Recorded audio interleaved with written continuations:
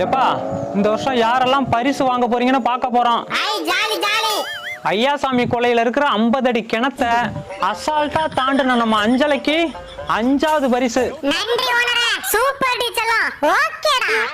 நாவ மரத்துல இருந்து வந்த நல்ல பாம்பை நாக்கால நக்கி மூக்கால கொத்துன நம்ம சுருட்ட 4வது பரிசை கொத்திட்டு போறாயா. அது நல்ல பாம்பா?